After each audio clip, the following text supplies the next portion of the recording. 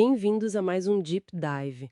Hoje a gente mergulha nas guerras napoleônicas, mas por um ângulo diferente. Geralmente pensamos em Napoleão, né? Certo. Batalhas terrestres épicas. Mas o foco aqui vai ser o mar.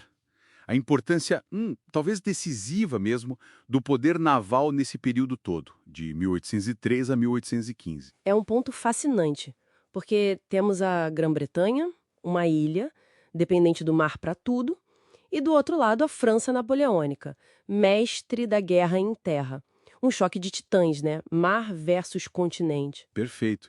E nossa análise, ela se baseia em várias fontes, pesquisas, artigos, que detalham justamente essa briga nos oceanos.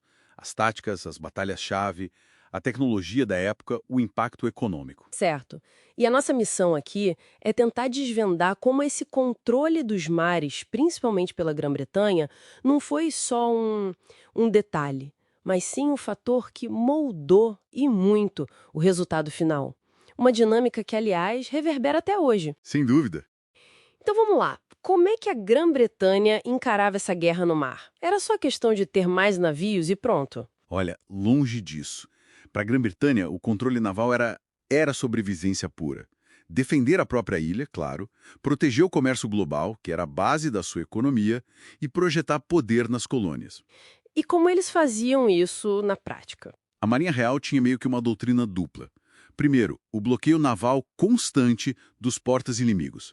Uma tarefa, sim, ingrata, cara, pra caramba, mas essencial para conter as frotas da França e da Espanha e cortar suprimentos. Imagino o desgaste disso. Enorme. E a segunda parte era, sempre que possível, buscar a batalha naval decisiva em mar aberto, o confronto direto, para aniquilar a capacidade inimiga. E o que dava essa vantagem para eles? As fontes falam muito do treinamento, né? Tipo, os artilheiros britânicos eram bem mais rápidos. Sim, isso é um ponto crucial. Treinamento superior, artilheiros que disparavam, dizem, até 3 vezes mais rápido que os franceses.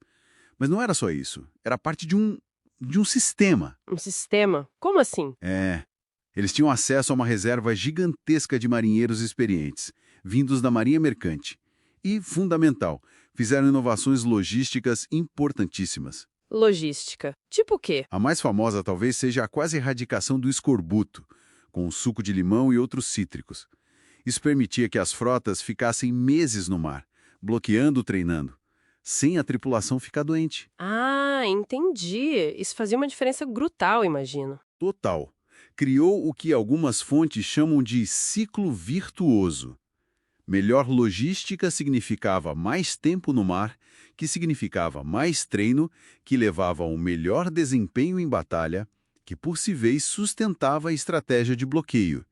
E o navio símbolo disso era um navio de linha de 74 canhões, o equilíbrio ótimo de poder e navegabilidade. Que interessante esse ciclo virtuoso. E a França?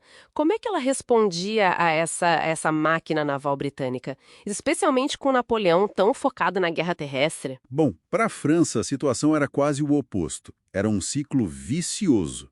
A Revolução Francesa, apesar de tudo, teve um efeito colateral devastador para a Marinha.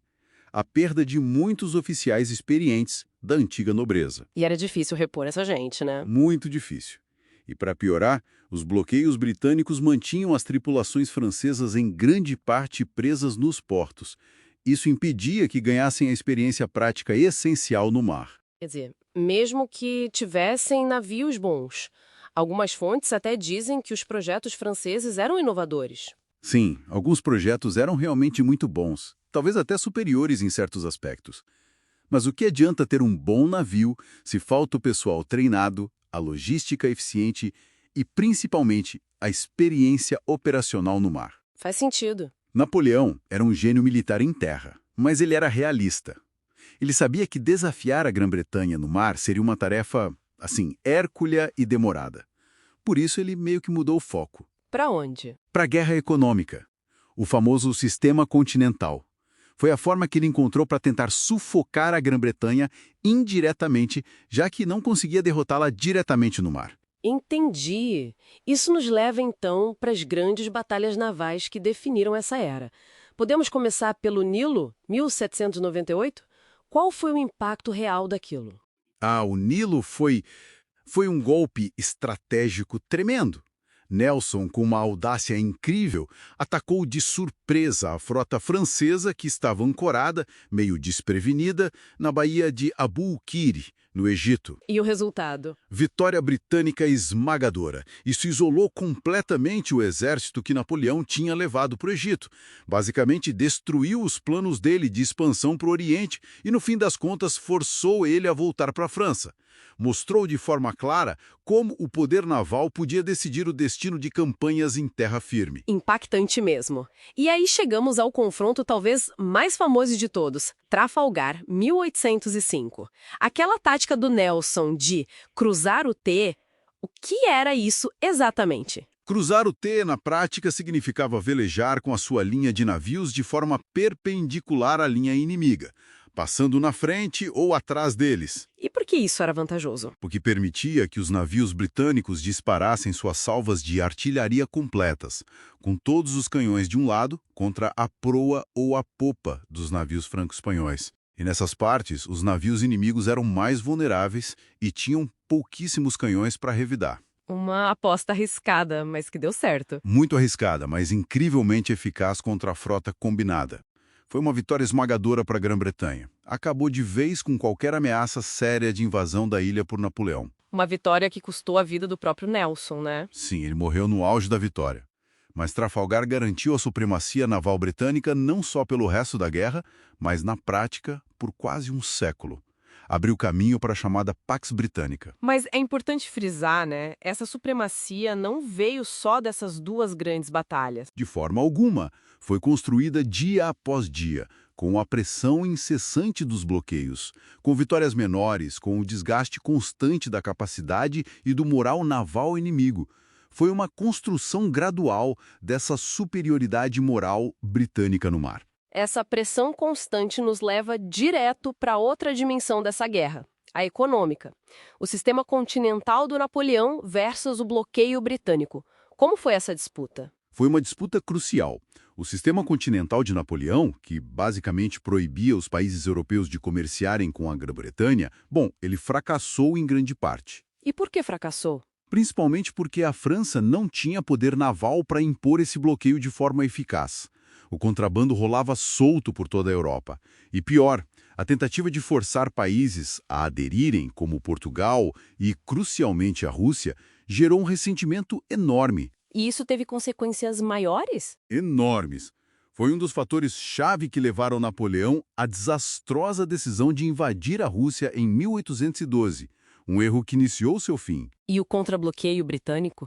As chamadas Ordens do Conselho? Esse sim funcionou muito melhor. Por quê? Porque a Marinha Real dominava os oceanos e podia, de fato, impor as regras. Limitou bastante o comércio francês e dos países aliados a Napoleão. Mas e o comércio britânico? O comércio britânico com o resto do mundo protegido pela Marinha, na verdade, cresceu durante a guerra. Ou seja, o poder naval foi sem dúvida o fator decisivo na guerra econômica. Claro que teve efeitos colaterais. Tipo irritar nações neutras como os Estados Unidos, o que acabou contribuindo para a guerra de 1812 entre a Grã-Bretanha e os Estados Unidos.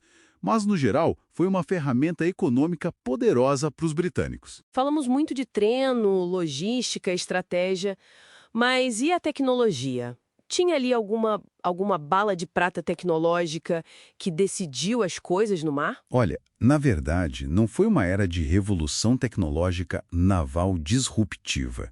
Foi mais o ápice da tecnologia dos navios de guerra à vela, feitos de madeira. Mas teve alguma inovação que se destacou? Teve sim, inovações táticas importantes.